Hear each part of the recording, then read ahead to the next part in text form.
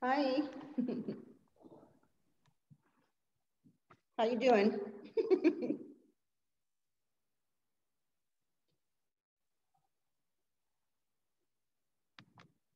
Can you hear me?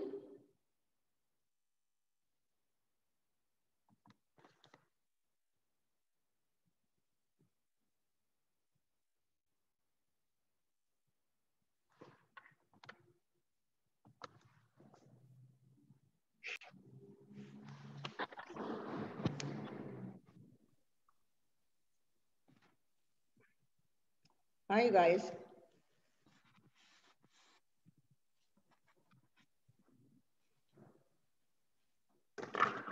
Hold on a second, okay?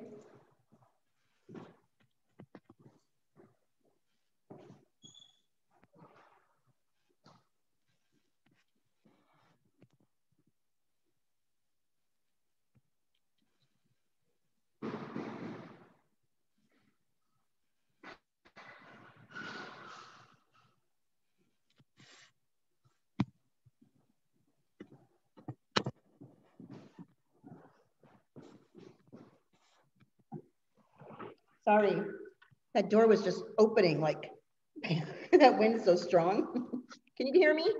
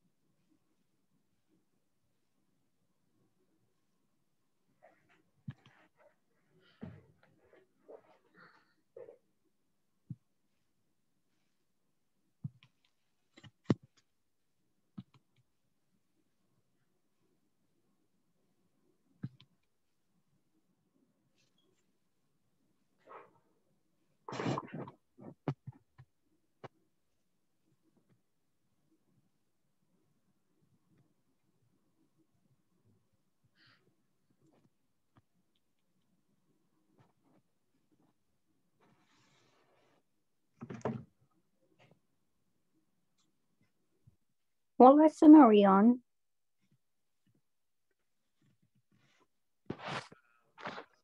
Anthony, do you know? Hi, there you are. Sorry. It was not letting me talk or do anything. Okay, there we go. Are we going to be finishing up chapter 5? Yes, we are. Okay, just want to make sure I got everybody that was in here. Right? Or What was that? is it chapter 5? 5.1. 5.3. Okay.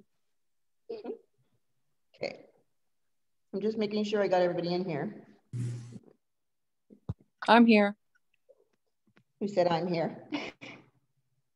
Ah, Victoria. Okay. Didn't have you down. Okay.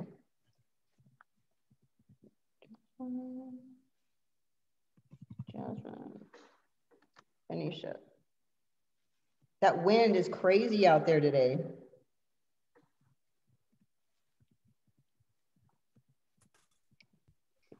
Hi. Hi. I know it's kind of nutsy out here. The internet's kind of wonky because the wind's so bad outside. Yeah, it is. It opened up the door over here, you know, on my side. Outside door, it just popped it open and I'm like, dang. I went and locked it. It was just letting everybody in. All kinds of crazies. What are we doing today? We Is are it doing 5.3. 5.3. Okay. Okay. Is it going to be the chemistry of cosmetics? Cosmetics. Correct. Yeah. Mm-hmm. Yes, the chemistry of cosmetics. Okay.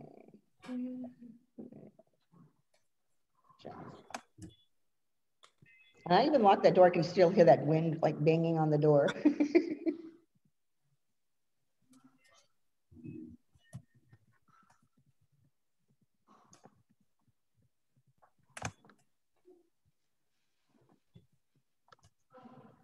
Did you just come in the door?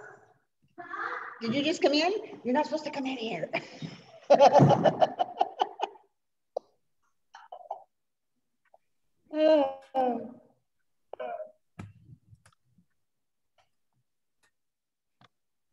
Okay, let me make sure I got everybody in here. 1, 2, 3, 4, 5, 6, 7, 8, 9, 10, 11. Yep, I got everyone in here that's been here so far.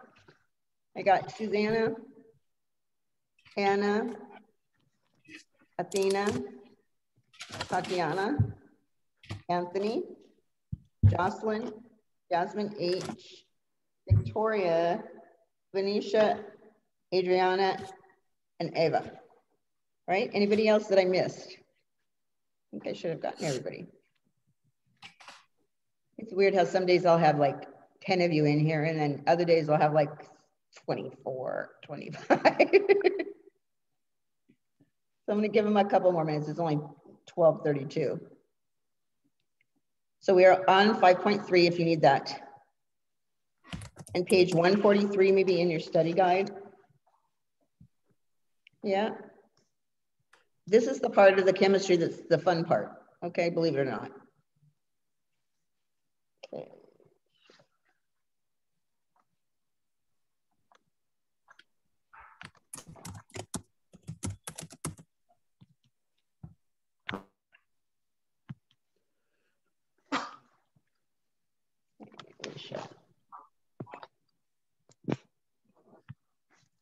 Okay, welcome.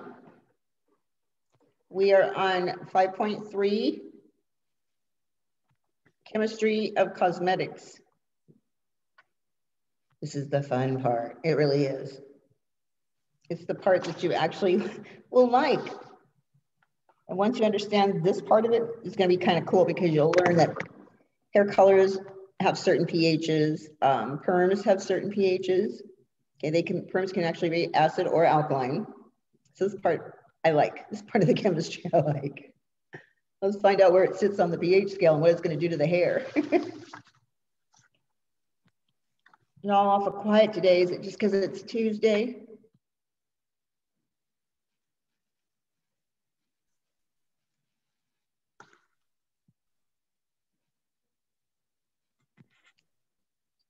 Coming in.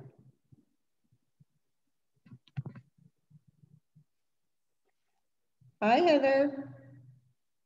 Wherever you went.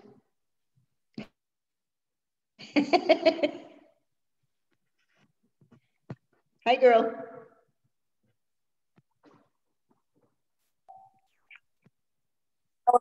I don't want you to see me though. No, I don't. You didn't want to see me? Oh. Take the camera off.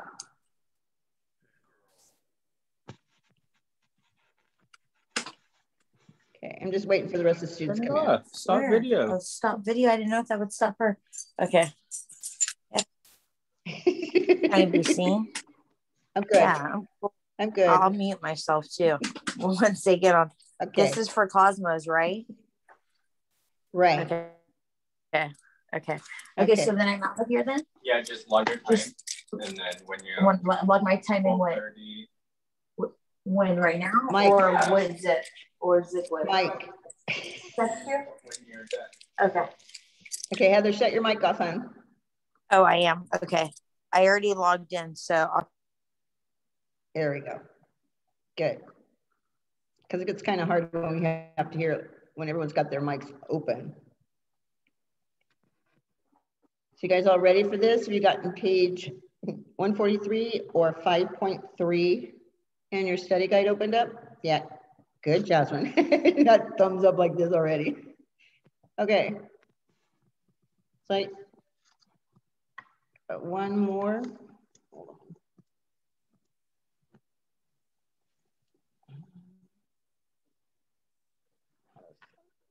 That's a newbie.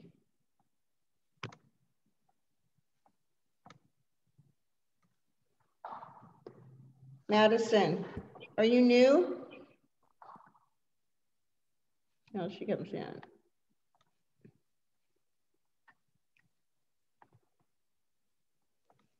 Oh, come on. Uh-huh. Yeah.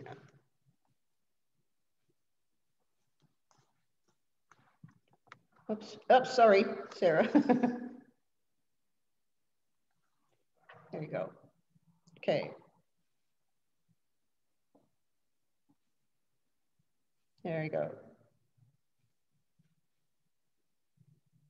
So Madison, are you new? No, I started and then I had to take a LOA, so I'm back. Okay. Okay, I just want to make sure. We're on 5.3. Okay. And in your handout or your study guide, it's like 143. Okay. Okay. We're on chemistry of cosmetics. Perfect. Thank you. Okay, not a problem. All right, so the first part of this is the cosmetic classifications, correct?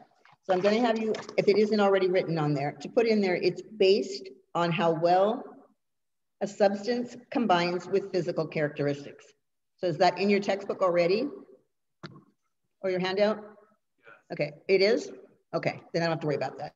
All right, let me share the screen then, because I got the slides up. Okay, hold on. There we go.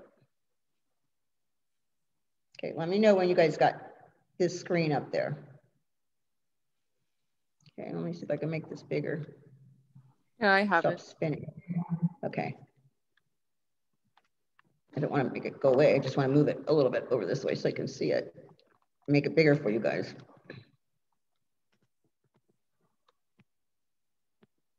And it's not doing that. We'll come back here then. There we go. So basically what we're going to be doing is breaking this down into the 6 classifications. Okay, and it goes through solutions, suspensions, emulsions, ointments, soaps, and powders. These are the 6 classifications that are going to have for board. Okay, basically we break our products down into these 6 types. Okay, and I need my arrow here. Trying to move my page here. There we go. Come on. There we go. A little bit easier. Okay. So let's start off with the first one. Okay, the solutions. These are mixtures of 2 or more kinds of, it just stops right there. Kinds of molecules, okay, evenly dispersed. But it has kinds of evenly dispersed molecules. Can you think of something that could be an example of a solution? Anyone? How about Kool-Aid? Water. Water, yeah, water's one, yeah. Okay, once we mix these 2 things together, right? All right, a solute is going to be any substance that dissolves into a liquid and forms a solution. So that would be the water part of the solution. Okay, I'm trying to give you the solution would have been like Kool-Aid. Okay, it has a water part and a powder part, correct? Or you can use chicken soup as an example, the powder part of it. Okay, the solute is going to be the powder part. Okay, and the solvent is going to be the liquid part, the substance that's able to dissolve that other substance. Okay, so it takes a solvent and a solute to make a solution. Okay, I'm gonna let you fill this in your study guide from my notes on the screen. Okay, and a mixture is going to be 2 or more substances that are physically combined. Okay, can I get a thumbs up when you guys have gotten this filled in? That way I know how fast to go on my slides, okay? Can you repeat that for the solutions? It says mixture of 2 or more kinds of molecules, you said? It's molecules, yeah, but it even says evenly dispersed molecules. Okay, but then it says do not, and it has a little space to write something, can be solid, liquid, or gas. Correct. So that's what all they have. It do not separate.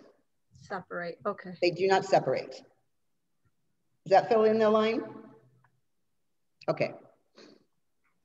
All right, because mine doesn't have that, so that's why I asked. All right. So does everyone understand what that solution is now? Okay. I've used a solute and I used a solvent because the universal solvent would be water, right? Okay, when I mix the solvent and the solute together, I get a solution. All right. So are you still writing, you guys? Okay. Thanks, Anna. All right.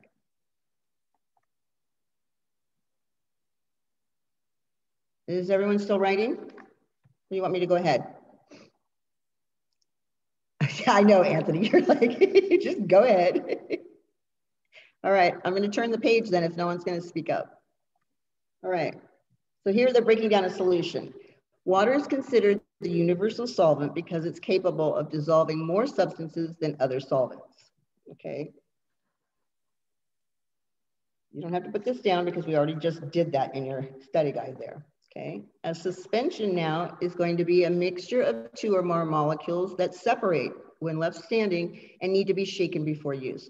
I'm pretty sure that there's a hair care product out there that you guys have used on the floor, right? And it's a liquid used for blow drying maybe, that you have to shake it up before you use it because it starts to separate. Sometimes certain foundations do the same thing. If it's an oil-based foundation, you know, when you let it sit on the shelf, it'll separate and the powdery or the gritty part goes to the bottom and the oil kind of sits on the top. So a suspension, it suspends in the product. Think of it that way. It has to be shaken before it can be used. Okay, so that's what your suspension is.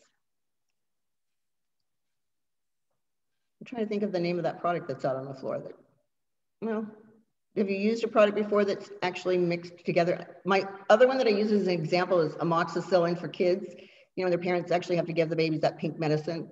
And it literally has to be shaken before you give it to the child. Otherwise, it just the sediment sit to the bottom of it. And that's what they're talking about. It's a product that actually separates when it's left standing. Okay. All right.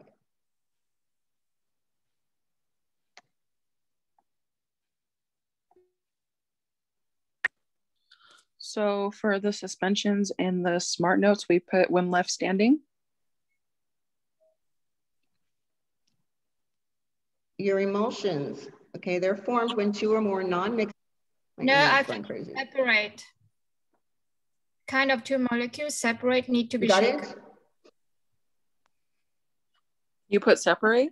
Yeah. Okay. They separate. That's why you need to shake it so it's separate.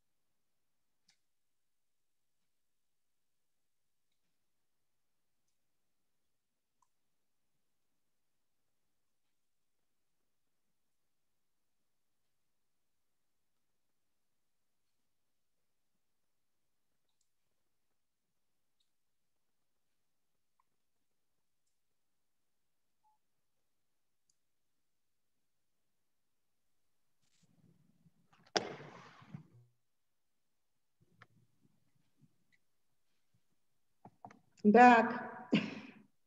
That one's just horrible. Hello. What? Can you guys hear me? Somebody nod. Yeah, I can hear you. Okay, yeah, we can hear you. All right, good. All right, let me share the screen again because when it logged me up, it disconnected it. Okay. Okay. All right. Let me know when you have my screen. Yeah, I have Should say emulsions on it. Okay, good. Okay, this is formed when two or more non-mixable substances are united by a binder or gum-like substance. So some of our perm solutions are what's known, it's kind of like an oil and water. It mixes a couple of different ingredients together and it's held together by that binder. Water and oil is found in your cold creams. There's going to be a question on your test that asks about most of the products used in our industry, are they water and oil or oil and water? Okay, and the test question actually is, it's oil and water before it's water and oil. Okay, so just write that little note down for yourself because it is a test question. Okay, most of the products used in our industry are oil and water products. Okay.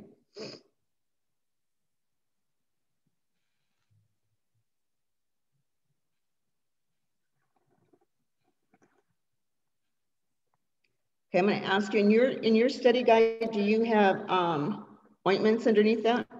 Yes. Yeah. In your handout? Okay, because it's not here yet, just yet. An ointment is, it sounds like a medicine, right?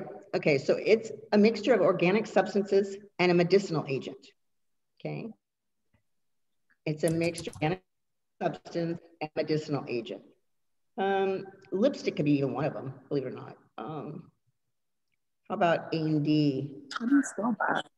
What do you guys use for your tattoos when you're healing a tattoo? What's the type of ointment that you put on there? Okay, that's basically what they're talking about. Okay, an ointment is a mixture of organic substances and a medicinal agent. That would be How do you easy to spell remember.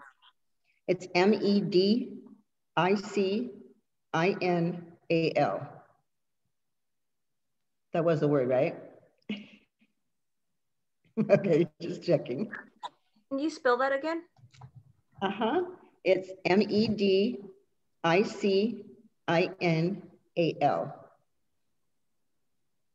Okay. All right, your next word is actually going to be a soap. Am I correct? Correct. On your handouts. Yeah. Okay, your soaps are a mixture of organic substances. Oh, excuse me, stop, rewind.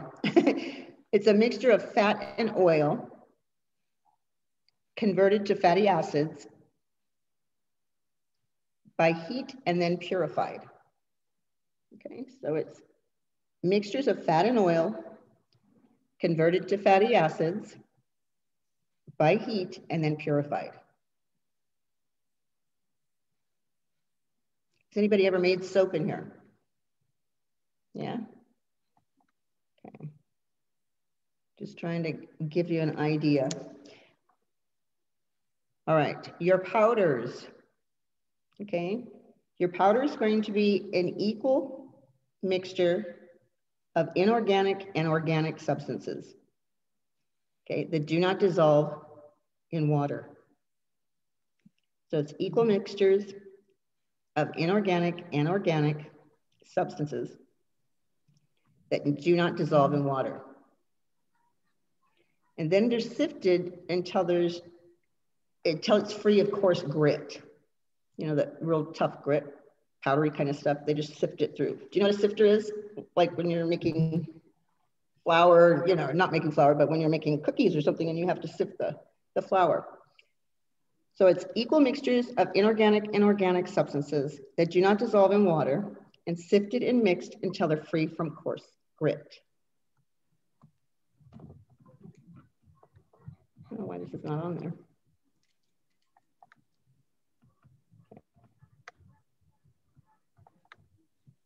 I'm actually going to move this forward and see if we can find out why that's not coming up. Okay, here's our ointments again.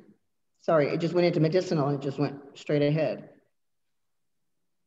Okay, this should have been the powders, right?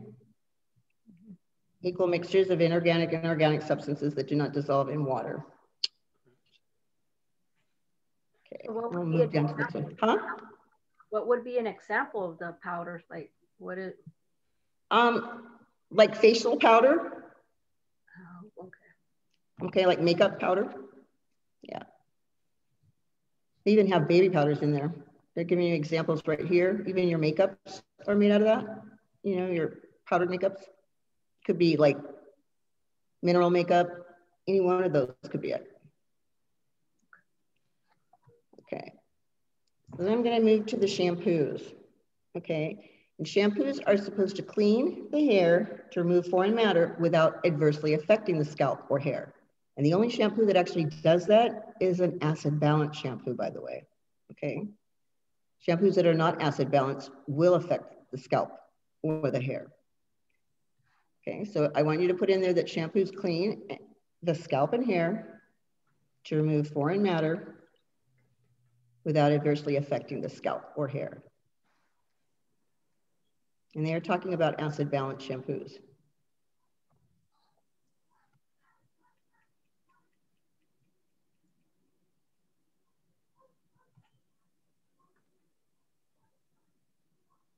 Okay, this is the area that you don't have to fill in into your book. Okay, it says shampooing should be a soothing, relaxing experience as it sets the climate for all future services. Improper cleansing allows a breeding place for disease-causing bacteria and can lead to scalp disorders and even hair loss. Okay, so if you're right here at the school, we do shampoos. We're supposed to be doing those shampoos for services before a haircut.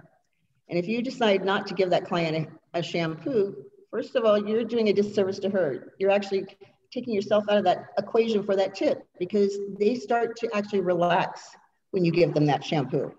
And if you just spray them down with a water bottle, how relaxing is that, right? It's all included in their haircut, so why not give it to them? And to me, I'd rather be washing or cutting somebody's hair that's clean than dirty, okay? I don't want to cut anyone's hair that's dirty. Okay, so I'm just giving you a heads up on that. You want to do that shampoo prior to that haircut.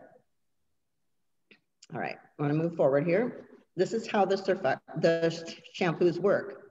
You have a surfactant, which is your cleansing agent that's used to remove the oil from the hair. It's going to consist of two parts, all right? The first part is the water-loving part, okay? It's known as hydrophilic. The hydro stands for the water, right? The oil-loving part is going to be the lipophilic. What happens is there's a push-pull action that goes on. You put the shampoo on the client's wet hair, okay? And when you emulsify that shampoo in there, what ends up happening is it pulls the dirt from the hair, okay? And then you rinse it off into the sink. So basically that's what's going on. Those two ingredients, the water-loving and the oil-loving, okay, is applied to damp hair, wet hair. You emulsify it to get that lather going, and it removes the oil and the debris from the hair and the scalp, and you rinse it off. It goes down the drain. And there, it basically tells you it causes the oil to roll up into droplets, which are then lifted into the water and washed away. So it's pretty kind of cool the way our shampoos work. But your surfactant is going to be the bubbly part. Someone had a question? You have to work them together. Do you have to work them together? They work together. Is that what you meant?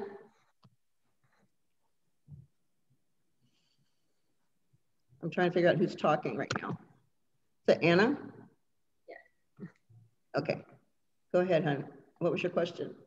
No, you just kind of answered it already. Okay. Yeah, you got to have both parts. Okay. You do have to have both parts. I'm going to let you put in those two areas there. Okay, so surfactants, where it says the cleansing agents, you're going to fill that into your study guide. What? The surfactant part right there. Okay. That actually goes into your workbook, yeah, or that handout. What about where it says a push-pull action caused by a nervous active? That's going to be where it works, okay, how it works. So you want me to repeat that part? Yeah. It's solvent. Okay, all right. It's a push-pull action, okay, caused by a surface active agent. Okay, I'm going to interrupt that just for a minute because that surfactant is your surface active agent, okay? So it's a push-pull action is caused by a surface active agent that causes the oil to roll up into droplets, which are lifted into the water and washed away. Okay, they don't even put that part in there, but you need to put it in there, that push-pull action. So I'm going to read it one more time. A push-pull action is caused by a surface active agent, AKA a surfactant, okay, that causes the oil to roll up into droplets, which are lifted into the water and washed away. So basically what we're doing is we're applying it to that scalp, right? That oil part of the shampoo is actually sticking to the oil part that's on your scalp, the dirty oil, okay? And the water is actually making it lather. So it's pushing the product in and pulling out the dirt. Kind of a neat little trick. Does that help you?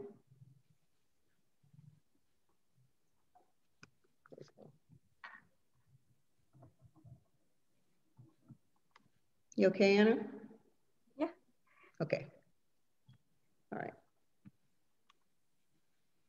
Oh, okay. This is the role of water. Okay. Water is the universal solvent. It's known as a neutral. Okay. Soft water will contain no minerals and allow the shampoo to actually lather up. Hard water will have minerals in it that make it very difficult for it to lather.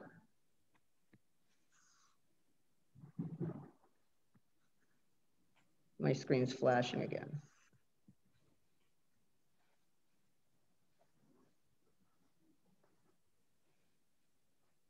Okay, let me explain what hard water and soft water is, okay? I'm sure that each one of you you've spent the night at someone else's house, right? And you took a shower over there, and for some reason your hair behaves differently when you're over at their house. And it's because of the water. It might be softer than your water at home, or it might be harder than your water at home, but it's not exactly the same. So when you try to style your hair over there, okay, you might have a little bit of difficulty. It might be too soft, it might be too hard. But that's the difference between the water. When it has minerals in it, it's going to be hard. It's hard to get a lather. So that means the client's using a lot of shampoo to try and get a lather out of their hair. Because the water's so hard, it won't let it lather. Then if it's too soft, you can't rinse it clean because it's got the bubbles in there and it just won't come out of the hair. Okay, or it takes a long time to get it out of there. What I noticed when I came to Modesto is I was doing a client, I guess a perm on her, and her hair started to turn this purplish kind of color. And I was like, what the heck? I had no idea. And come to find out, it had to do with well water. Okay, when we gave her the perm, she didn't have any color on her hair, nothing on it. It was virgin hair, but it actually rinsed a kind of a lavender purple color. It was weird. So that was my first indication on the different types of water. Okay. So what are we going to put for the role of water? Because in the smart notes, it says universal blank. Right. Universal solvent. Okay. Is that what it says? Okay. It's neutral. Okay. And hard water equals minerals. And soft water lathers quickly. So those hard waters contain these certain salts and metals that prevent the shampoo from lathering. I don't know what your study guide has as far as a fill-in, so I'm trying the best I can here. The soft water, yeah, you did it. Soft water is going to contain small amounts of minerals and is preferred because it lathers freely. It actually makes the hair feel really nice when it does have that softer water. But you can go too far to the other extreme where it's too soft, and then your hair ends up being flat, especially if you have fine hair. So we have to find a balance in between the two. But we like soft water because we have color clients, we have perm clients, we have clients that have chemicals on their hair. So we want to have something soft on it. Does that help answer any questions on that? Yeah. I think you should be turning to the next page on 144. This should go through, do you have an area in your study guide for this, the role of water? The two methods used in purification of water? I have to ask because I don't have that in my No, we don't. book. I don't. I just have the web.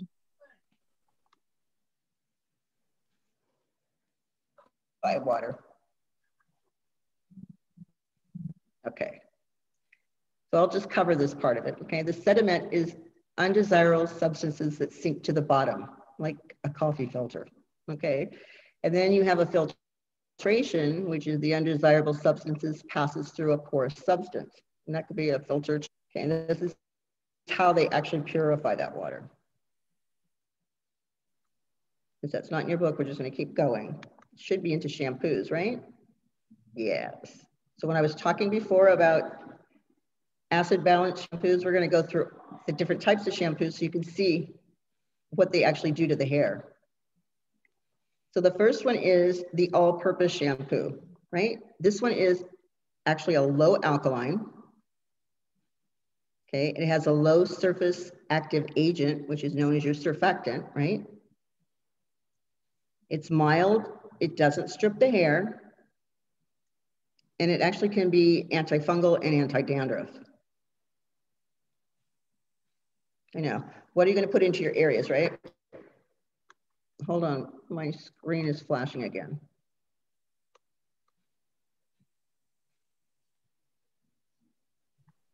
Are you guys still there? Yeah. There you are. I'm like, my screen's black. Okay, hold on. Stop this one here.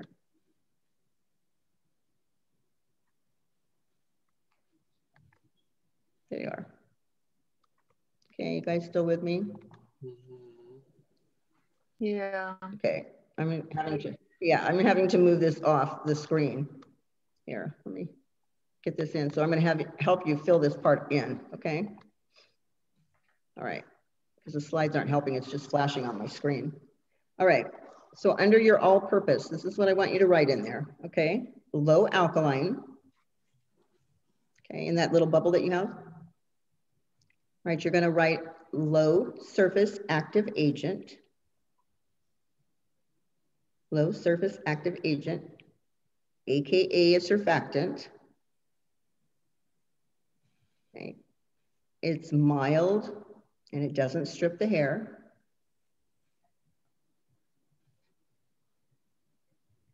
Okay, and it can be antifungal and anti-dandruff. Does it what? It can be antifungal and anti-dandruff. No, but you said mild doesn't. Mild, it doesn't strip the color from the hair. You know, when you have hair color in there, it's not going to pull the color out. So it's very mild. And then the other one you said? The low surface active agent, is that what you're asking about? No. Okay, can be antifungal? Yeah. Okay, or anti-dandruff. Okay, could still have those two qualities in there.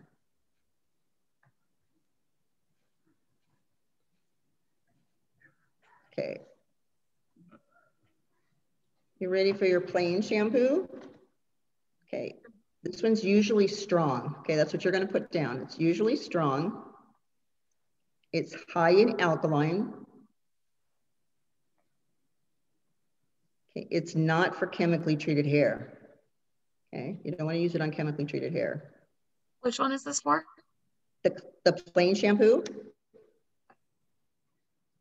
Okay, the plain shampoo is usually strong. I know it's freezing, my screen's freezing. Okay, it's usually strong, it's high alkaline, and it's not for chemically treated hair. That could be perms and colors, okay?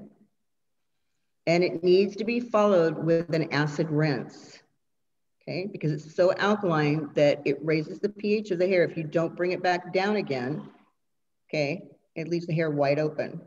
By an acid what? Acid rinse. Because it needs to close that cuticle back down. Okay, and I don't know if you noticed this when you're actually styling hair, okay, when the cuticle is wide open, the hair looks really frizzy, right? But when you close the cuticle, it looks kind of like somebody's taking a flat iron to the hair and it's very smooth. So you don't want to leave it like all fried and dried. They don't want to walk out looking like that. All right, soapless, okay? This one is made to lather without harsh alkalines, okay? It's made to lather without harsh alkalines. It does work in soft or hard water though, okay? It does work in hard or soft water. Miss Jenny, sorry, which one is it? Your soapless. Okay. Okay, sorry, hon. Okay, so it's made to lather without harsh alkalines. Okay, and it works in soft and hard water. Okay, everyone got that part? Okay. Now we're getting to acid balanced. This is the one we want our clients to be using. Not something that says pH balanced, because you don't know what it's pH balanced to. When it's acid balanced, you know it's pH balanced to the hair, skin, and nails, which is 4.5 to 5.5. So under acid balance, you're going to write in there, made to have the same pH as hair, skin, and nails. Okay, made to have the same pH as hair, skin, and nails. Which means when you're using a shampoo that's acid balanced, it's going to clean the hair and scalp without adversely affecting it. Okay, so it doesn't get irritated or dry. Okay, and this will not strip the color either. Okay, it will not strip color. So your professional shampoos are all acid balanced. Okay, that's what they're meant to do, unless you get a clarifying shampoo. Okay, that one's going to be a little stripping. Okay. Your next one should be thinning hair, right? Okay. Yes. All right. The thinning hair is gentle. Okay. It has a lighter molecular weight. Okay. A lighter molecular weight.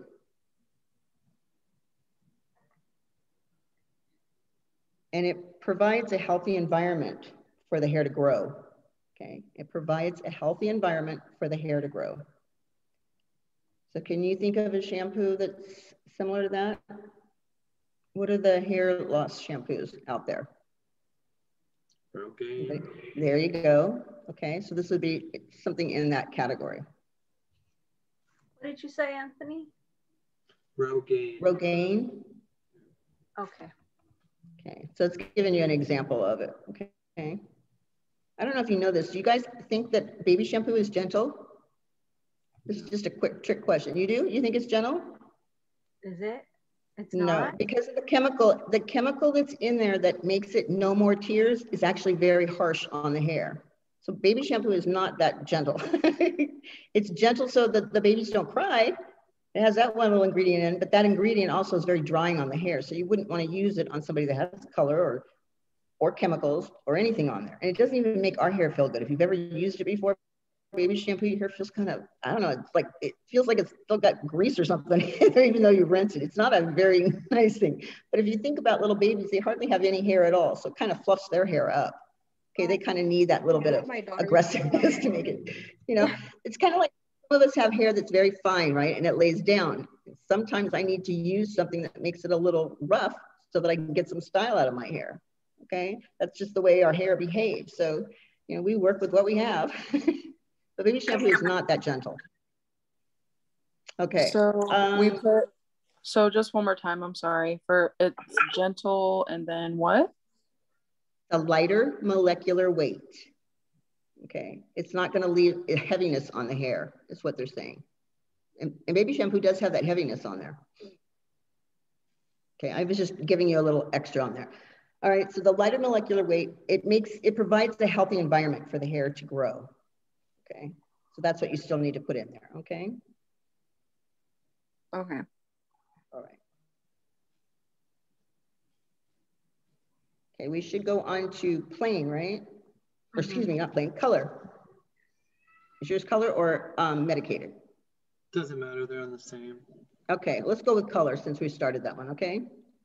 All right, these contain temporary color molecules, okay? And actually they stick to the cuticle of the hair.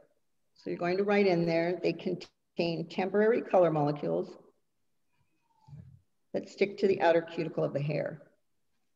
Okay, it's supposed to hold the color in, right? So it's putting a little bit of color back into it because sometimes they fade with certain shampoos.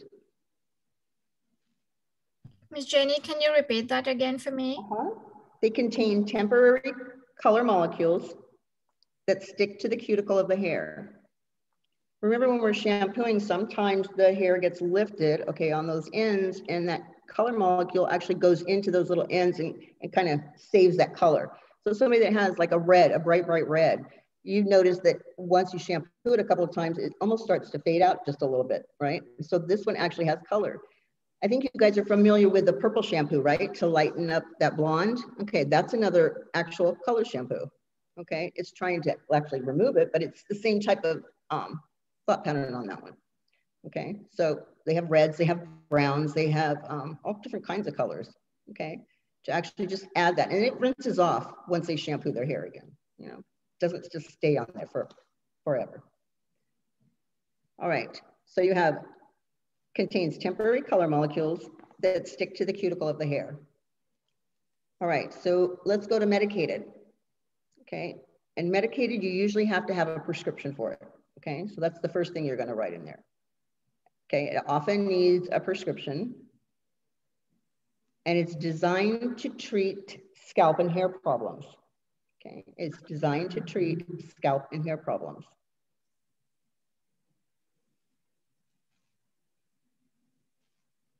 Sometimes there's people with really bad dandruff, okay, that sometimes the doctor actually gives them a prescription for it to get that off. I, on the other hand, would rather use a vinegar on there to get it off. It works really well. It's not as harsh as some of those chemicals are. Can you repeat the last one you said, designed to treat? To treat scalp and hair problems. Okay. I know you've seen some people's scalp that gets a little crusty. Okay, sometimes they'll even have almost cradle caps, especially the elderly that have been like in a nursing home and they're not being mobile enough, right? So their hair kind of gets stuck in the back. It gets matted together. So sometimes a prescription has to be given so that they can actually remove that from the hair. So that's basically what we're talking about. Okay, how about clarifying? Okay, these are higher in alkalinity, okay? Higher in alkalinity in order to remove the buildup of residue of products, okay? So it's a higher alkalinity in order to remove buildup and product residue.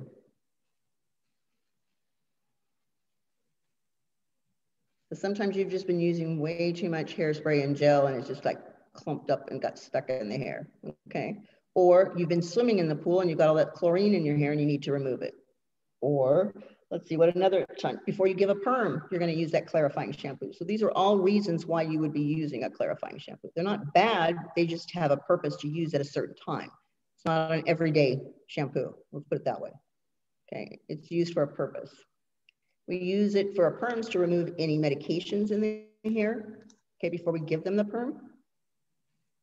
So I just want to let you know that's why we use those. They're not an everyday shampoo though.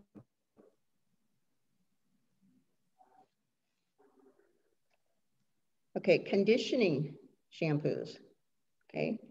This one sounds crazy. It's like, it contains animal, vegetable, and mineral additives. Okay, that's what you're gonna put in there, okay? It contains animal, vegetable, and mineral additives. And they actually enter the cortex and coat the cuticle. So all of that gets to go into that little box there. I'll repeat it. Okay, it contains animal, vegetable, or mineral additives.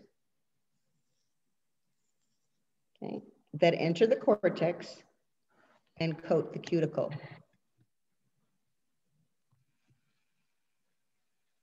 So where's that cortex at? What layer of the hair is it? Can you repeat that again, please? It contains animal, vegetable, or mineral additives, okay, that enter the cortex and coat the cuticle.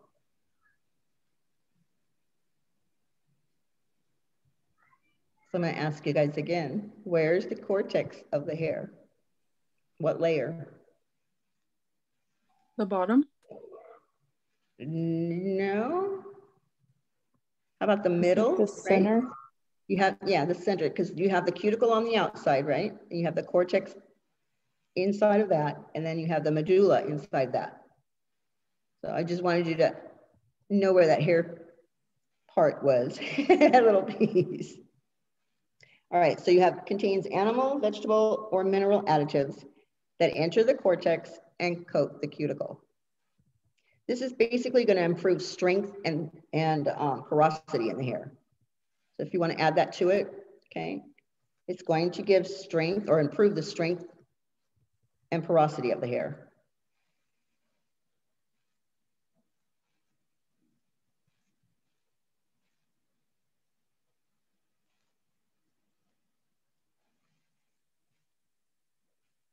Okay, you ready for powder dry?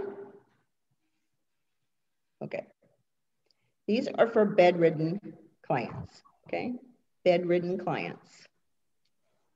People that don't get up out of bed, nursing homes, hospitals, that kind of stuff. Okay, and it's gonna contain this ingredient, so I'm gonna spell it for you. It's known as Aorus root powder, and it's spelled O-R-R-I-S,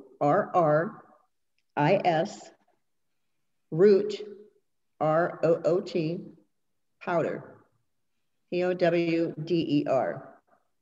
Okay, that Aorus root powder absorbs the oil as this product is brushed through the hair. So I'd say it's kind of like a powdery kind of dry shampoo. Okay. So it absorbs what? It absorbs the oil as it's brushed through the hair because it's a powder, right? And it gets applied to the scalp and the hair, right? And you're brushing it through and it's absorbing the oil that's left on the hair. Okay, because it doesn't get wet. It actually is a powder. The thing is you cannot use this one before a chemical service. So you make sure you write that in there, okay? They cannot be used before a chemical service. That means hair color, it means perms.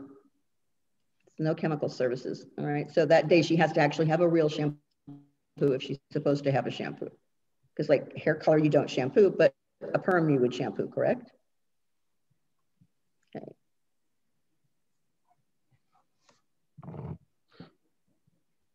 So make sure you get that part in there, okay? Don't use prior to a chemical service. Okay, then you have what's known as a liquid dry, okay? And this one is used when a client can't receive a normal shampoo, okay? And that's what you're gonna put in there, okay? It's used when a client can't receive a normal shampoo. What was it again? It's used when a client cannot receive a normal shampoo. Yeah, no, what was it? What did you say before that? This one is the hardest. It's a liquid dry shampoo. Okay, perfect, thank you. It's liquid dry and it's used on a client that cannot receive a normal shampoo. This one actually works best with wigs. Okay, it's like a shampoo that can be used with wigs.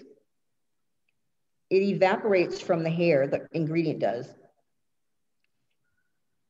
It's very drying. And the best way I can describe it is like, it sounds kind of crazy, but it's almost like a chemical that's used in dry cleaning, but it's for your hair. Okay, it is used on hair, but it's like a dry cleaning type of solvent. Okay, it has a very bad odor. That's why they say it works well with the wigs. Okay. That's the best way I can describe it is like I tell my students, I'm like, it's kind of like taking it to the dry cleaners because you really wouldn't apply it to your scalp. You know what I mean? It's just going through the hair. And you'd use it on, even though it's real hair on your wigs, that's how you're using it. It actually evaporates in there and it's got a funky smell, really nasty smell. Okay, and it's very drying to the hair. So you need to put in there that it works with wigs, it evaporates from the hair, and it's very drying. Okay, and it's used when a client can't receive a normal shampoo. So this sounds really crazy, but if you've ever been to the hospital and they've given you a shampoo at the hospital, they kind of lean you back on your bed almost, and then they pop this little, like a baggie, I guess, and then they run it through your hair, okay, the solution, and it dries the hair as it's washing it. I don't know how it works like that, but because it evaporates afterwards, that's why it dries it up. But your hair's not really wet. It just feels different. Nobody's ever been in the hospital to have this done to them, but it's a very weird shampoo. But they do use it in the hospitals, okay? And they also use it for wigs. So I'm giving you the best description I can of that shampoo. All right, your last one on there is going to be your anti-dandruff shampoo, right? And this is supposed to control dandruff, okay? That's what you're gonna write in there. It controls dandruff. and it's massaged vigorously into the scalp and rinsed thoroughly. So you're gonna write controls dandruff, massage the scalp vigorously, which means really get in there and give it a nice scrub. And then you're gonna rinse it thoroughly. Make sure you rinse all of it out.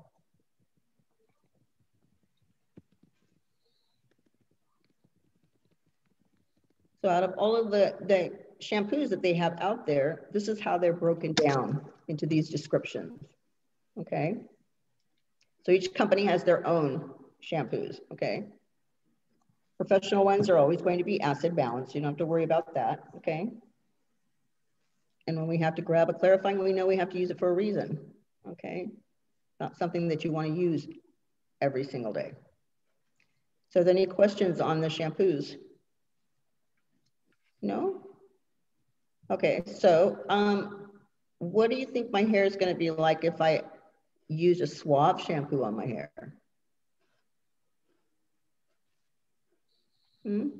My hair going to feel soft? I think yeah? so. You think so? Is that after the conditioner or after the shampoo? After the conditioner. But we're talking about shampoos right now. Our hair doesn't feel really nice when we're using that cheap shampoo. But at the conditioner, it doesn't matter, right? Okay, I just wanted to make sure we went through all that. Okay, so now we're gonna break down our rinses and conditioners, okay, and what they're used for. Okay, so we covered the shampoos. Now we're gonna go into rinses and conditioners. And this should be on page 145, right? In your study guide. All right, so you have 4 things up there. You have appearance, porosity, manageability, and elasticity, correct? All right. So under appearance, you're going to put in there shine and luster, because that's what it's supposed to do. Shine the hair, add luster to it. The product code is this code. This is the code. That's why it's hard for you to find it, because this number goes. That's what she told me to go for the labor. The first day she had me do it, I was doing these ones before anybody else had come in, and that's what she told me. Who's talking? Yesterday when I was here, she told me to do it. Is somebody, your mic's on. Heather, your mic's on. I apologize. Okay, thank you. All right, so appearance, you're going to put in there, shine and luster, okay? When you get to porosity, you're going to write, it's the amount of moisture, okay? The amount of moisture.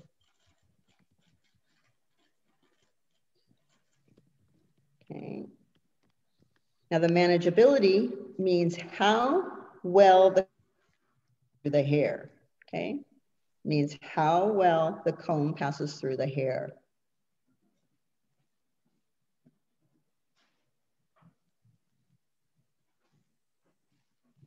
Okay, and then it's elasticity. And this is going to be the ability of the hair to stretch and return to its natural shape without breaking, okay? So it's the ability of the hair to stretch and return to its normal shape without breaking.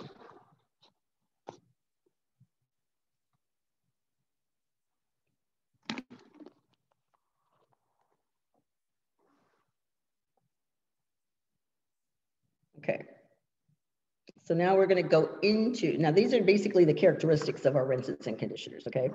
So you're going to go into the types of rinses, right? And the first one in there is a vinegar and lemon rinse, right? On your book? All right. Vinegar and lemon is an acid rinse. Do you remember there was a shampoo that required an acid rinse, right? One of our shampoos. All right, an acid rinse will remove soap scum and counteract the alkalinity from the shampoo. So this is what I want you to write in there, okay? It's an acid rinse, okay? It removes soap scum and it counteracts the alkalinity in the shampoos.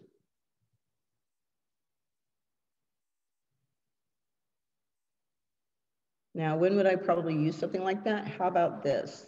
If I was going to give her shampoo and I was going to use a clarifying shampoo because I was going to give her a perm, right? I have to use the clarifying first. Then I want to use that vinegar and lemon rinse afterwards to close down that cuticle and remove that alkalinity, bring the hair back to its normal pH.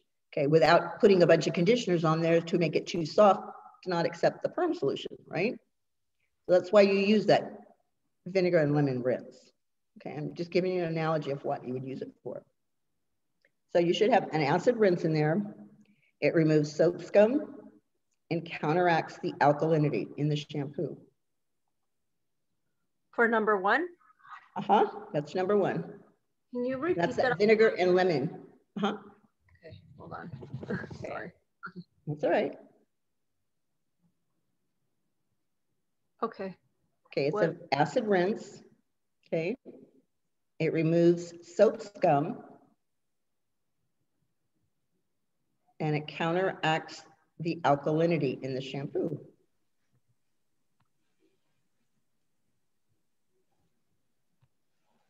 Kind of easy on that one, huh? Give you one more and then I'll let you have your break, okay? Because I know it's close. All right, number 2 is cream rinse, okay? This one is to soften, add luster, and it's only slightly acidic, okay? So you're gonna write cream, which is softens, add luster, and it's only slightly acidic.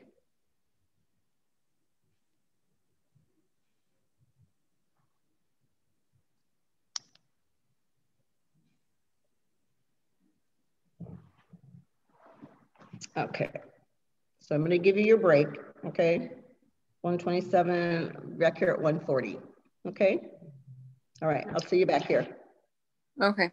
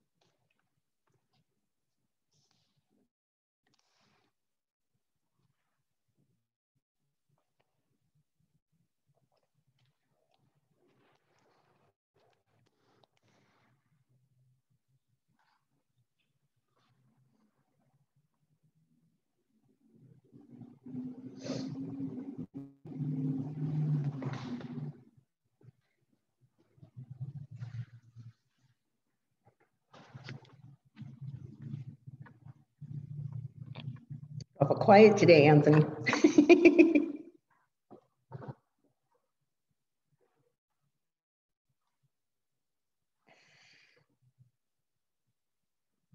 There goes my internet. I can't hear you. You got your sound off. I think it might be the wind.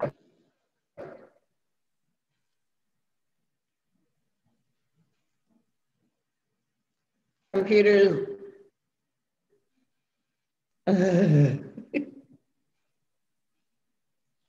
It's lagging again.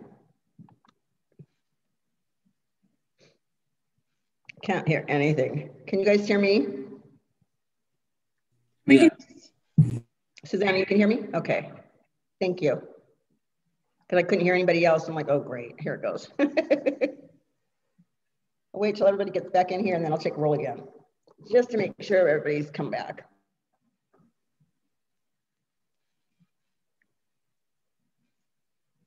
So any questions so far about what we talked about? No? Okay. Let me get who's in here. Anna.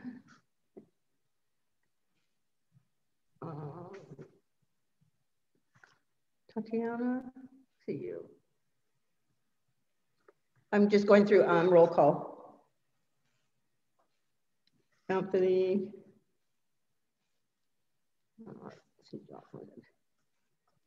Samantha.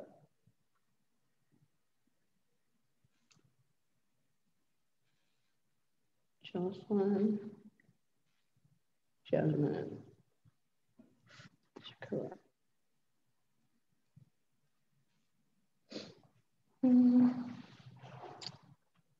Hey, who else? Felicia. Okay. I'm gonna turn the page, see who else has come in. Okay, Abby.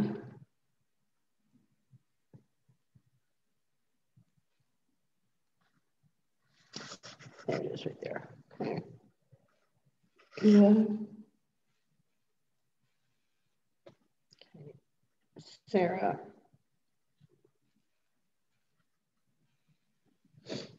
Athena, are you back yet, hon? I'm here. Okay. Just checking with you. I need to see your face, hon. Can we not? Can we not? That would be nice, wouldn't it? No, we gotta have your face. Sorry. I don't like my face. You have a beautiful face. Come on. Elena, let's see. Making sure I got everybody back here. Okay.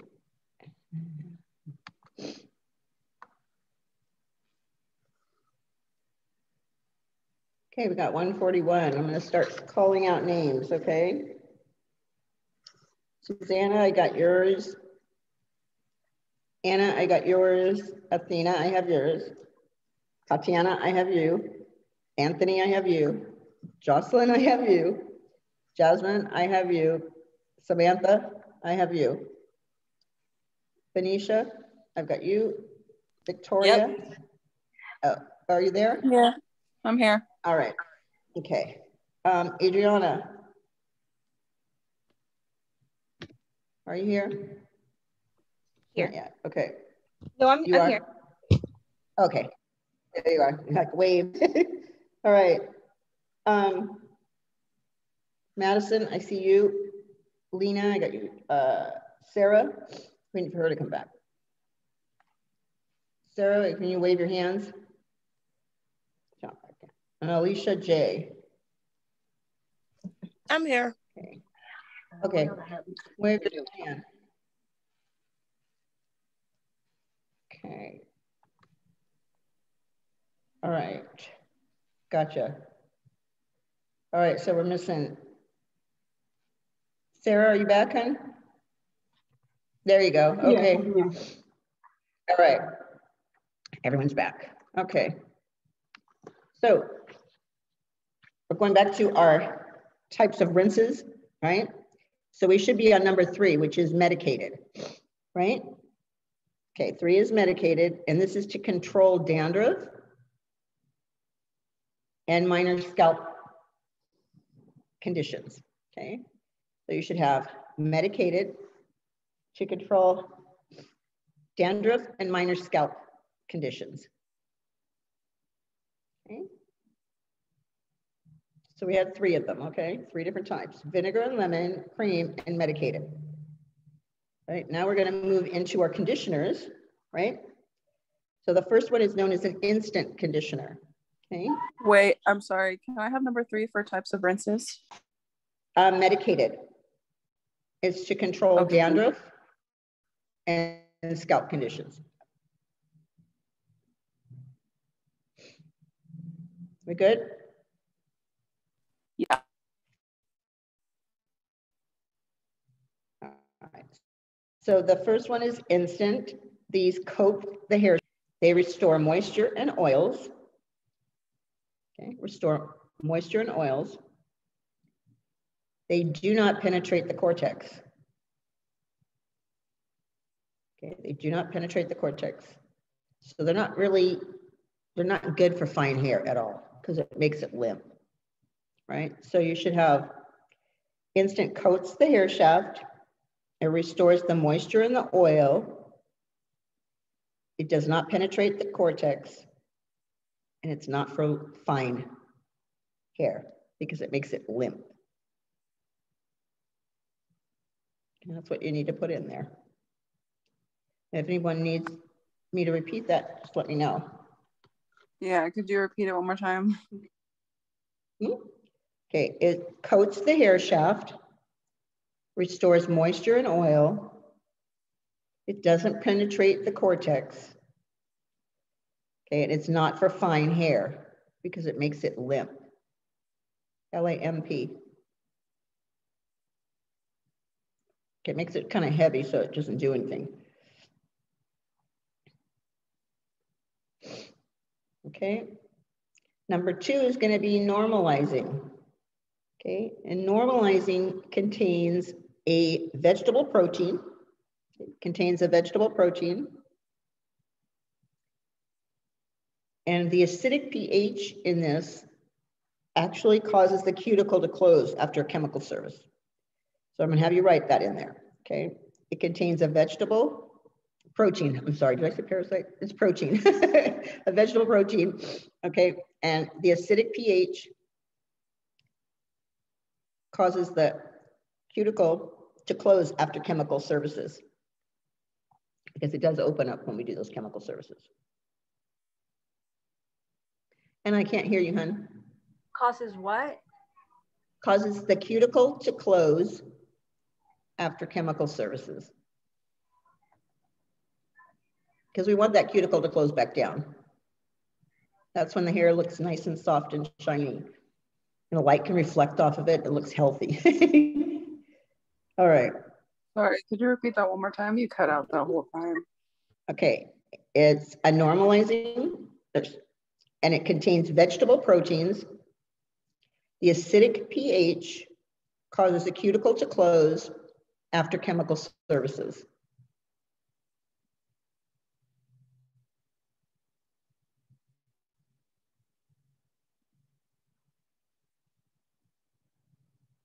Okay, because we open them up when we're doing those chemicals.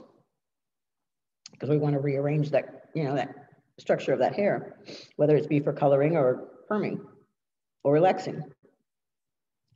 Okay, the third one is going to be bodybuilding. Okay, bodybuilding is required for fine limp hair. Okay, it's required for fine limp hair. It deposits protein, and it can be used prior to a chemical service. So it's not going to flatten the hair. Okay, so you're going to put down it's required. Okay, I got you, Alicia. Okay. All right. It's required for fine, limp hair. Okay. It deposits protein. Okay. And can be used prior to a chemical service. Okay, so it's not going to interfere basically with the chemical service because some conditioners interfere with it.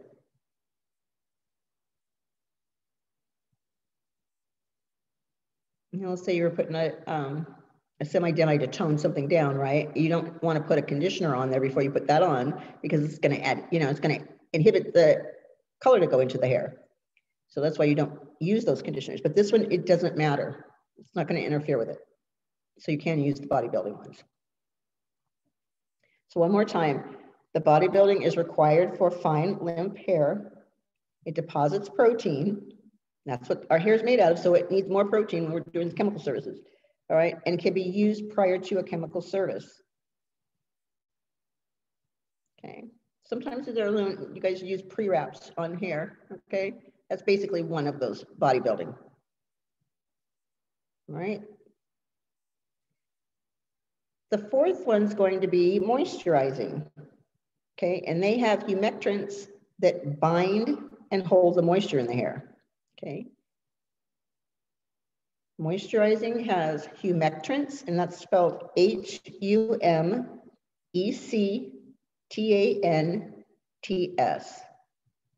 Okay, humectants bind and hold moisture in the hair. You want to avoid using them right after a perm because it could make the hair get limp. Okay, so your moisturizing have humectants to bind and hold the moisture in the hair, but avoid using them for several days after a perm because it could make the perm limp. So I get rid of it. It'll make it heavy, so it doesn't, the curl doesn't look real crisp like it should. Everyone get that one? Okay. Yeah. All right. Your last one is customized. Okay. And this one's formulated to meet the special needs. Okay. Whether it be moisturizing, bodybuilding, you know, any of those. So you're just going to write in there, customized is formulated to meet the special needs of the client.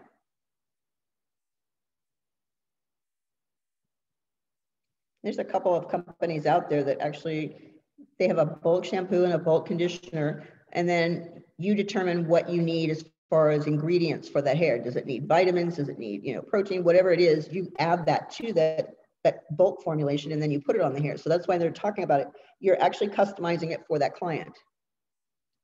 We don't do that here. We already have our products actually pre-made. They're ready to go. But there are companies that actually break it down for you like that. Okay, does everyone understand all of those? You had you had instant, normalizing, bodybuilding, moisturizing, and customized, right? Okay, so let's get into some chemicals. How about perms on the next page? Okay. All right. So what it basically has in your study guide, okay, it's asking you basically what the definition of the perm is. And so I'm going to repeat what I know what this perm is, and you can write it in shorter language if you need to, okay? A perm is when the hair is wrapped around a tool, okay? Processing lotion is applied to it, okay? It breaks the disulfide bonds, okay? The hair softens to that new shape, right? Okay, or the new tool, all right? It's rinsed, okay? And then to remove that lotion that you use for the perming lotion, and then a neutralizer is applied to reform the disulfide bonds. So, you need me to break that down anymore? She's like, yes, do so. All right, so hair is wrapped around a tool. That's your first part, okay? Hair is wrapped around a tool. Okay. You can put processing lotion is applied. Okay, processing lotion is applied, or your perm solution. Okay. To break the disulfide bonds.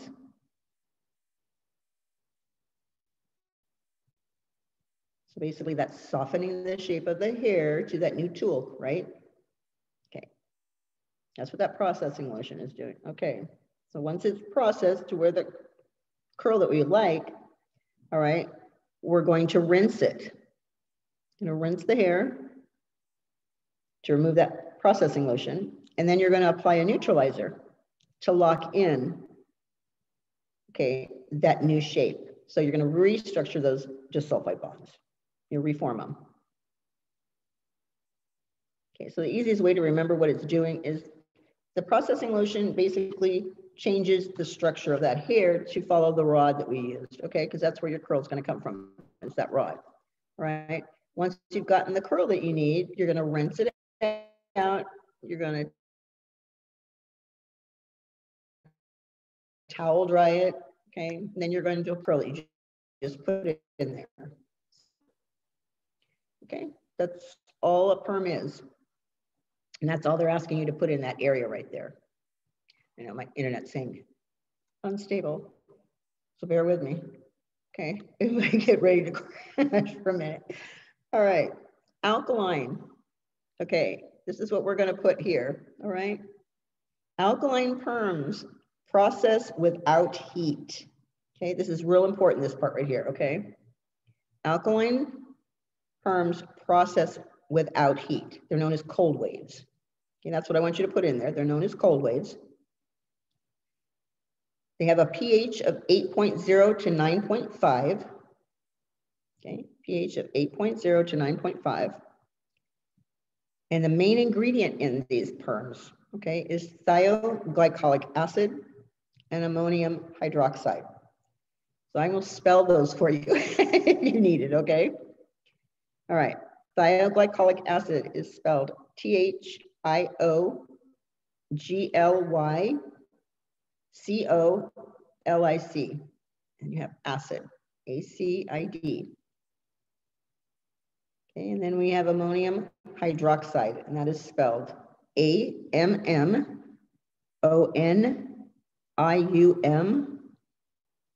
and hydroxide is HYDROXIDE.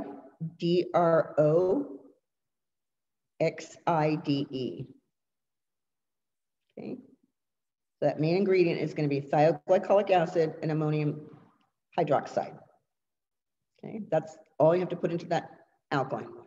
Okay, which is also known as a cold wave. They process without heat. And they're very strong if you think about it, because they're sitting at 8.0 to 9.5 on the pH scale, right? And where does hair normally sit? 4.5 to 5.5. So it's raised up there pretty high, okay? All right, so your acid waves, okay, and there's a way to remember this one. Acid waves, the main ingredient, and this is gonna sound funny, okay? It's glycerol monothioglycolate. And I used to tell the students, it's the big long G word, okay? For gentle, because that's what they are. They're acid perms with the main ingredient, glycerol monothioglycolate. So you ready for the big word? I'm gonna spell it for you. It's GLYCEROYLMONOTHIOGLYCOLATE. So glycerol monothioglycolate. Like, oh, looking at me. Just think of it as a long G word, okay, that stands for gentle, because in the acid balanced perms, they're gentle perms. Okay, so in this type of a perm, the speed is sacrificed for a more controlled curl. Okay, so heat can be used on these perms, okay, on your acid waves. So heat can be used, right? The pH on this perm is 6.9 to 7.2. Okay, even though it's raised a little bit, it's still a lower perm than my 8 point something. So 6.9 to 7.2 are your acid waves. So if I have somebody that's got chemicals already on their hair, I'm gonna go for my acid perm, right? I don't wanna go up to my alkaline. The alkaline I would probably use on more resistant hair, gray, okay? Somebody that needs a really crisp curl in there, that's what I would use the alkaline one for. But not somebody that has chemical services on it already. Okay, like color or something. Okay. All right, neutralizers. Can you repeat the whole acid wave one? Acid one? Okay, it processes, excuse me, its main ingredient is glycerol monothioglycolate. Okay, speed is sacrificed for a more controlled curl. In other words, on my alkaline waves, I can have those processed, believe it or not, sometimes as low as 2 minutes. I'm not kidding. I've had clients that process in 2 minutes, and some of them are like 5 to 10 minutes at the most, okay? But on an acid wave, you might be looking at 15 to 20 minutes for processing on normal hair, okay? So it's telling you that you're giving up that speed, which is not as quick as the alkaline perm, but you get a more controlled curl. You can actually say, okay, I've got this rod, this is exactly the curl I'm gonna get. Does that make sense? So speed is sacrificed for a more controlled curl, and heat may be used, okay, on your acid ones. The pH on that is going to be 6.9 to 7.2.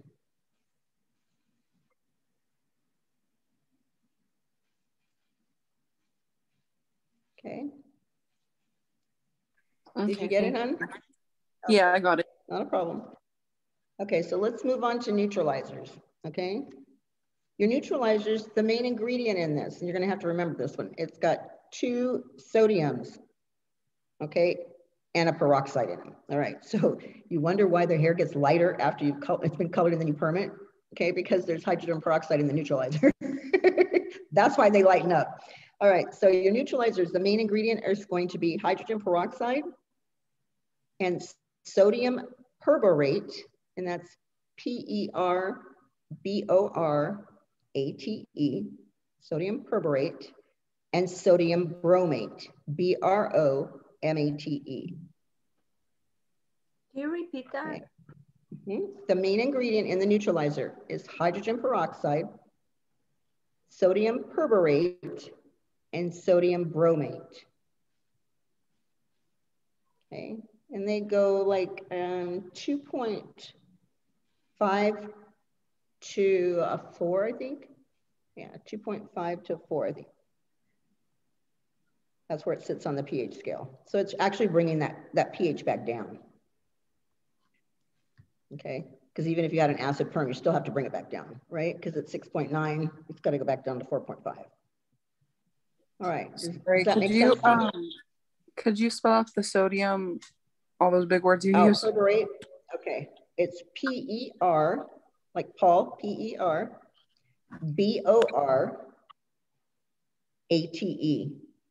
That's perborate, and then sodium bromate, B-R-O-M-A-T-E.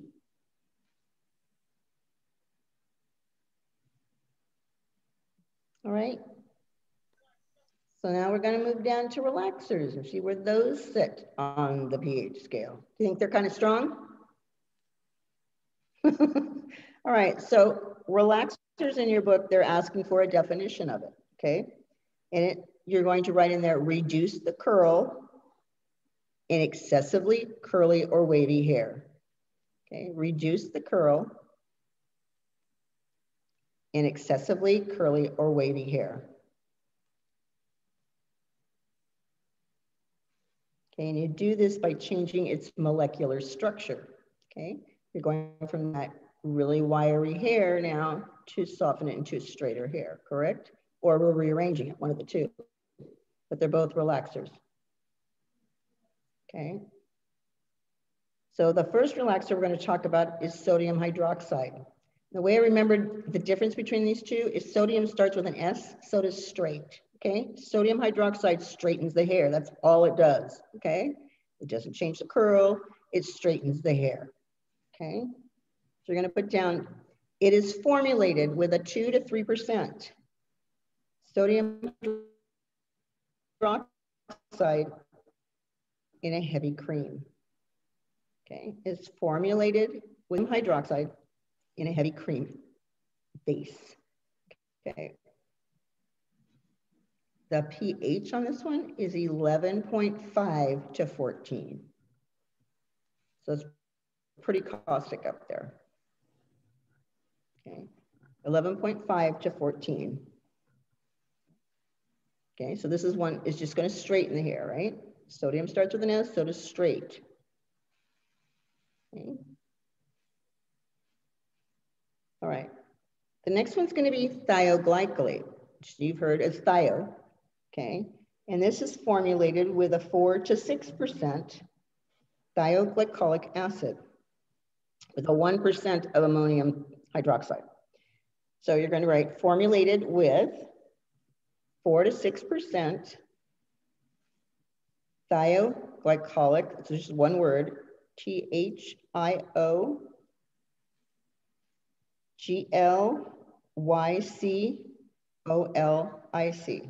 Okay. Formulated with a 4 to 6% thioglycolic acid with 1% ammonium hydroxide. Okay, and this one, the pH is going to be 8.5 to 9.5. Okay, and it's also in a cream base. Okay. So it's this is the one where we're going to, it's 1% ammonium hydroxide. This is the one we're basically going to do changing the curl pattern, okay? And the pH so was? You're using, excuse me, the pH was 8.5 to 9.5. So that's not as bad as the other one, right?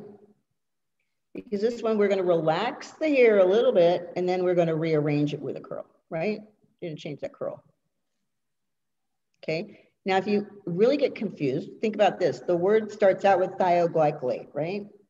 Thio, if you think about your perms being thio, right? Okay. That's where you're getting the perm part of it, because this is the actual relaxer that you have to actually recurl it with perm solution. So you're using a relaxer part, a cream base, to soften that curl up, and then you're going to restructure it. So you're just making it bigger curls. Okay. Let me get you to this part. That sodium hydroxide and thioglycolate are not compatible. Okay. So you do not use one over the other. So if a client came in and she had been getting a sodium for years, okay, and all of a sudden now she wants to get a thio, okay, you have to wait until that hair grows out first and be cut off before you actually do that, and vice versa. If she's been getting a thioglycolate, you wouldn't put a sodium on top of it, okay, until it's grown out and been cut off. Because what the ingredient that's in like Nair and Neat and all of those hair removal products, okay, are sodium hydroxide and thioglycolate. If you don't believe me, go check it out at the drugstore. Read the ingredients on the back of it, okay? It melts the hair. So if you apply it to somebody's head, okay, and you put it on top of one of them, their hair is going to dissolve. She will be bald, okay? So you have to make sure that that hair is cut off first. The hair that's been previously worked on with sodium hydroxide or the thio, okay? You stick to one. And if you don't know, you look at the hair and see, okay, it's straight hair, so it must be a sodium, okay? Okay, what was the question? What you put for lanthionization, the L1? For which one now? The one underneath the thioglycolate, the one that starts with an L. It starts with an L? Yeah. I don't have that one on mine. I have sodium hydroxide, then I have thioglycolate, and then I have curl reformation. Oh, you don't have the light No, but you're going to tell me what it is, aren't you, Anthony? I can. Please do. It's when you chemically relax hair with sodium hydroxide. The disulfide bonds are broken at point X between the first sulfur atom and the adjacent carbon atom, resulting in one sulfur atom being lost. Oh my God, that's a lot of stuff. But I always put all of that because this is what helps me learn. Oh, that's okay. So did you hear that? So what do we put then? What he said? You literally have to put that whole sentence in there if that's what it's asking for. I think it should be in the book. It is. And what was it under? No, like Anthony, what was the little side thing? Does it have a definite, like, what was the word that it acts? It's lanthionization. Oh, that's a new one. Lanthionization. Spell it for me. LANTHIONIZation.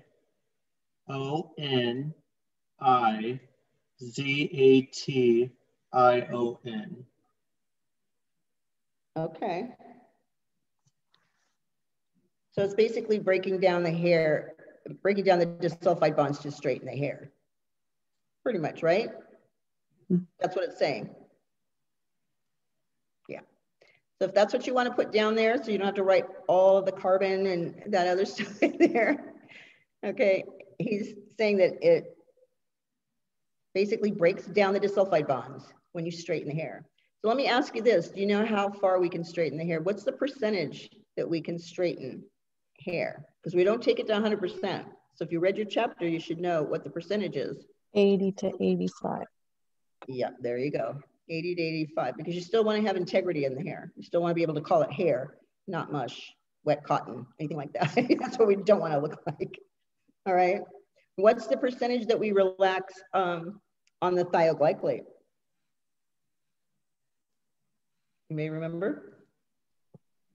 4 to 6%. Yeah, like 50% or something. Yeah, right in that same category.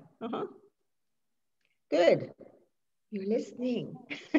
I'm impressed. All right, let's move on down to curl reformation. All right. And so it's asking again this, what is the procedure? All right. So you can put in there that it loosens overly curly hair. Okay, loosens overly curly hair. The hair is smoothed with a thioglycolic based cream. It's rinsed. The curl booster is added. The hair is then wrapped around a rod and it's processed like a perm. So if you need me to break that down again, I will. All right. So you're going to put, it loosens the texture of overly curly hair. Okay. The hair is smoothed with thioglycolic base cream. Okay. It's rinsed. Curl booster is added or applied, whichever one you want to use. Hair is then wrapped around a perm tool and processed like a perm.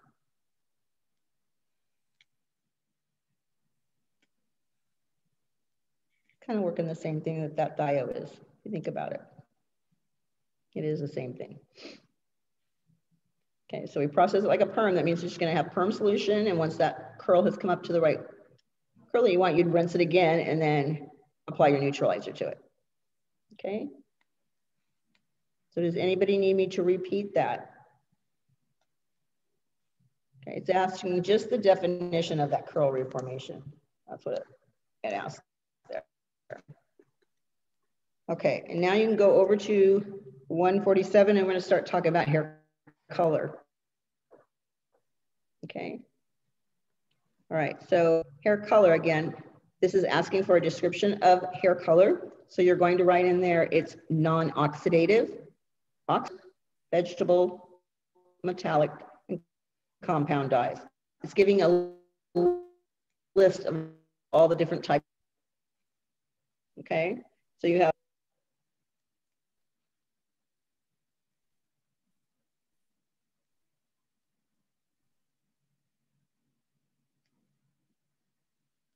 and you're frozen.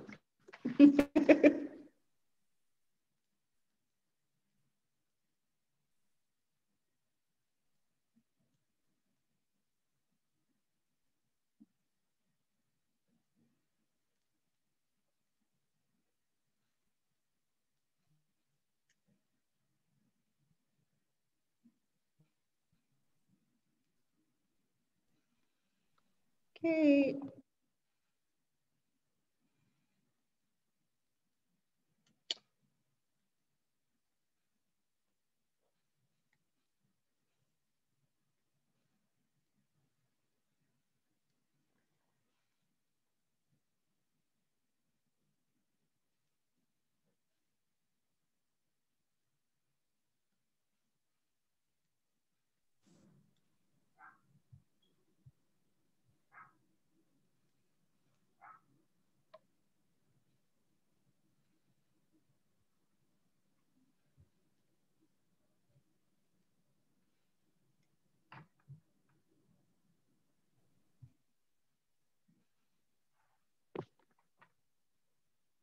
Welcome back. Right? Okay, let me repeat these again, okay? So you have non-oxidative, oxidative, lighteners, developers, vegetable, metallic, and compound dyes. That are all of the things that we do as far as hair color. I see that question there, Anna. What's going on? I'm not sure what, because I don't know what happened with my computer. It just it took it shut off. But where are you? I'm not sure. Getting a full question. What was that? Hair color. Oh, okay. We did already the color. Okay, yeah, hair color. Sorry, hon. Okay. Okay. Okay, that's basically telling you the different types. We use oxidative colors, right?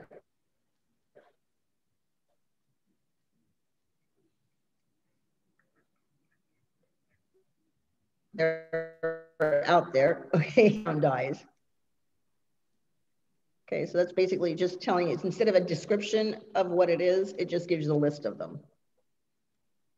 Because you'd have to have a list of every single one of them. So it just covered the whole category. All right, so now it breaks it down. Are you guys still there? Yeah, we're here. Again. Oh, all right. Let me know when you can't hear me. Number one, okay, this is a temporary, and it's known as a non-reactive direct dye. And you can't hear me.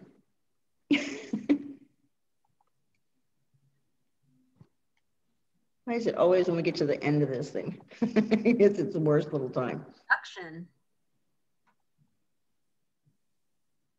Can you guys hear? Can you hear me? Yes. Okay, good. All right, so temporary is going to be non-reactive direct dye. Okay, they coat the surface. Okay, coat the surface, penetrate the cuticle. Oh, wait, don't put that penetrate the cuticle, sorry. They coat the surface. They're known as certified colors, and they're only going to last until it's shampooed out. Okay, so it's basically, you apply the color at the shampoo bowl after the hair's been shampooed and towel dried.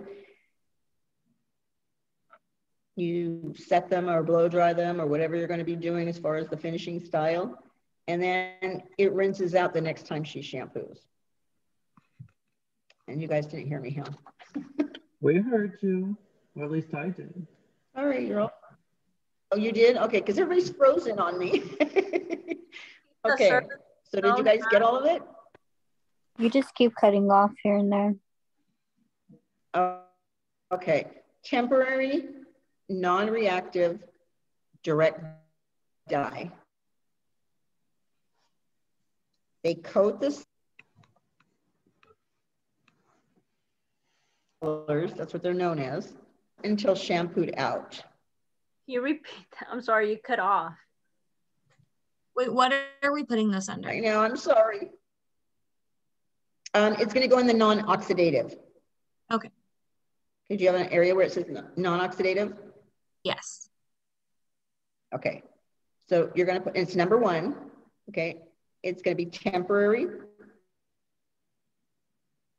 All right. They're non-reactive, meaning they don't do anything. They just sit on top of the hair. All right. They're direct dyes. So whatever color you put on them, that's the color that's going to come out. They coat the surface of the hair. Okay. It's another name for temporaries.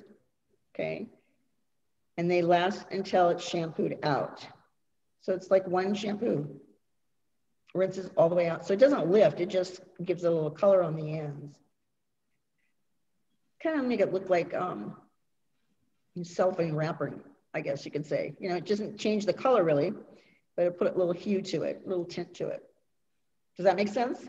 Because it doesn't, it's not permanently changing the color. just until the shampoo comes in and it washes right out. And then you can pick another color. Are you getting all of this, or is it just breaking up again?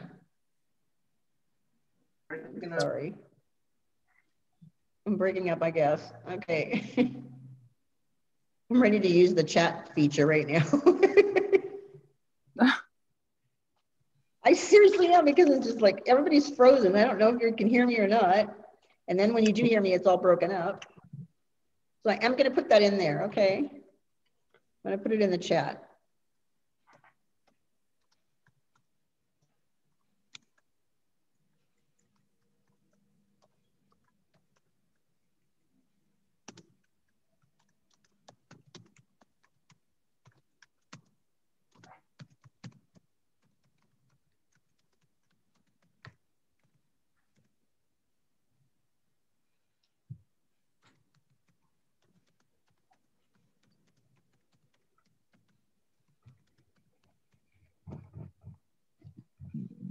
It's supposed to be certified colors.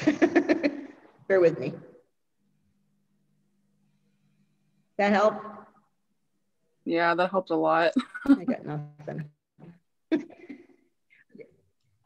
Yeah, because you're breaking up too. It's like, it's at the end of the lecture, I swear this happens every single time towards the end of it.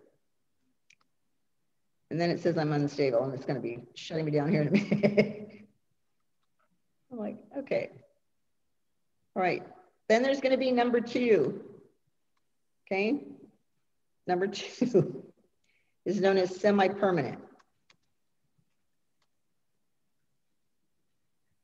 Okay. It's known as non-reactive.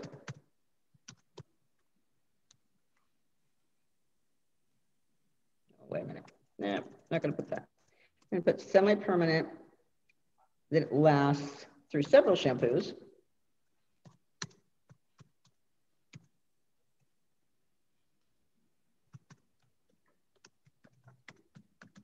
Okay.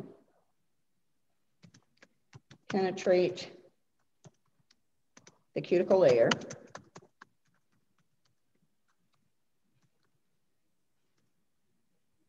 supposed to be last through several shampoos. Sorry, guys. They penetrate the cuticle. They're slightly alkaline in pH. And the color you see in the bottle is the color that the hair is going to be, okay?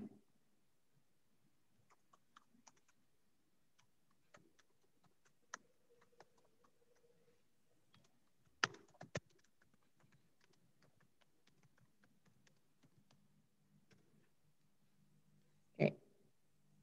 I'm seeing nobody move, so I'm like, okay, my whole screen is frozen. Can you guys hear me? Yep, and we get your little message. Okay, good. Okay, that actually goes into the second one. Okay, so number 2 is going to be your semi-permanent. Okay, they last through several shampoos. That's what that's supposed to say. They penetrate the cuticle layer. They're slightly alkaline in pH. And the color that you see in the bottle is the color you're going to get. It's not going to lighten anything. Okay. Okay. So non-oxidative has 2 types of color in there, temporary and semi-permanent. Okay. Then you're going to move over to oxidative. Okay. You think of oxidative as being like when you're mixing colors. That's what I've, non-oxidative, you're not mixing any developer with it, but oxidative you are. Depending on what you're using, it might be low on the pH or high, like 5 volume, 10 volume, 2, 20, 30, and 40. All right, so I'm going to put down oxidative.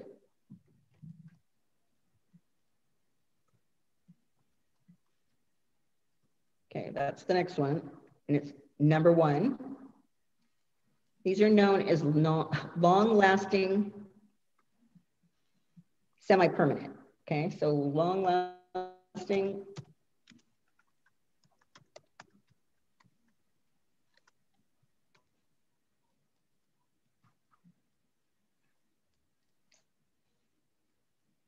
hear me, okay, I'm gonna kind of give you a little hint on that. You ever notice that when you look in the oxidative colors, they'll have semi-permanent and then they'll have permanent.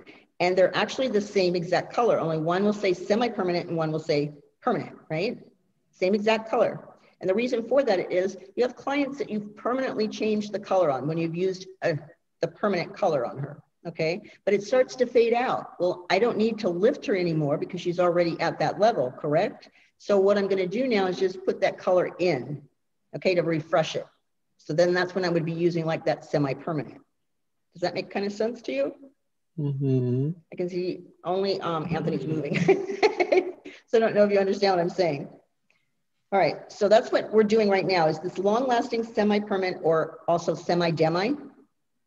And I know what's confusing you is you're like, why is there a semi-permanent on this in oxidative and a semi-permanent in the non-oxidative, right? Confused on that. The semi-permanent above that's in the non-oxidative is not mixed with anything. It's just pure color you're putting onto her, okay?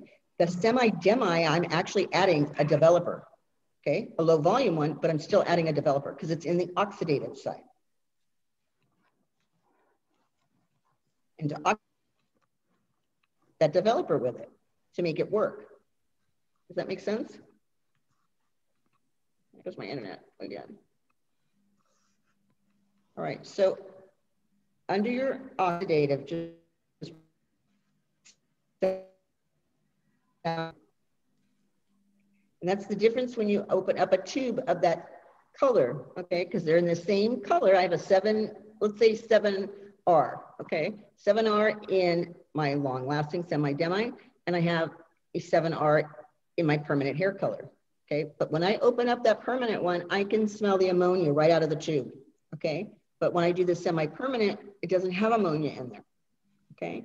So it's not as strong. It's actually just putting in the color from somebody that is already faded. Does that make sense? Or somebody that didn't need the developer. I know that sounds even crazier. I can't tell if anybody's hearing.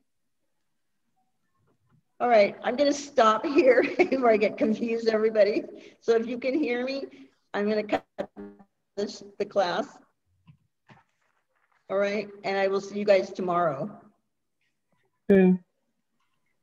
Okay, we will continue tomorrow. All right, thank you guys. Bye. Bye. Thank you. Bye-bye. All right. Oops. Cursor, there it is. Okay.